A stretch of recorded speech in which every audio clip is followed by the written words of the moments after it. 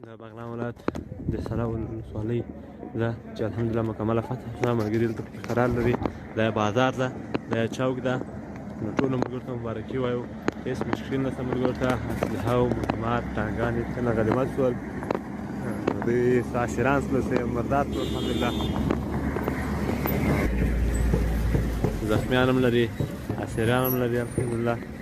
نو ملګرو ته هېڅ مشکل نشته. ملګري نور هم وړاندې روان دي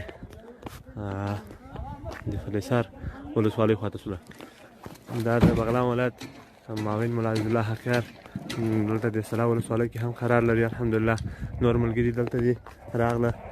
دا ملګري ټول دلته په بازار کې قرار لري. هېڅ مشکل نشته. دښمن وتښتېده، اسیران شولو، مړي هم پاتې دي. انشاءالله ټول ملګري روغ رمټ دي. ټول ته مبارکي وایو.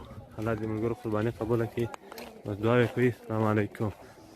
دا د بغلان د کندوز د ولایت د خان آباد د ولسوالۍ نظامي ورته وایي چې د ملګرو سره راغلی په تشکیل باندې له کندوز نه د سلا ولسوالۍ ته. نو الله د ملګرو قرباني قبوله کړي. دا ادریس ته چې د بغلان ولایت د حاجي ابراهیم د ټولګۍ نه یو سرګروپ ملګری ده. د معلومات واخلو چې دا کومه ساحه ده کومه ساحه نه ده. ادریس وروره جوړ یې؟ سلام علیکم. جوړ یې؟ برابر ښه وروره. مبارکي درته. دا کوم ځای ده؟ دا د بنو ولسوالۍ ده،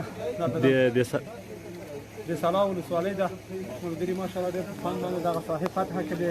دغه ساحې ټول اربکیان وو، دولتیان وو. نو اوس انشاءالله تعالی دا ولسوالۍ فتح شوه. مجاهدین پکې داخل دي. په خپله ولسوالۍ کې ټول مجاهدین دي. اوس په تصفیه حالات کې دي. ملګري دا کلي کوڅې ټولې تصفیه کوي. معاون صاحب حقیار عزیزالله د بغلان والي معاون چې په دغه هغه کې ولسوالۍ کې دلته شامل دی. دلته وشته د فعلي حال د موږ سره هر چا داسې توصیې کولې چې دا یې نیولی دي. داسې خوش دروغ و توصیې وې چې خلکو کولې. اوس فعل حال د موږ سره په دغه ولسوالۍ کې دا دلته موجود دی.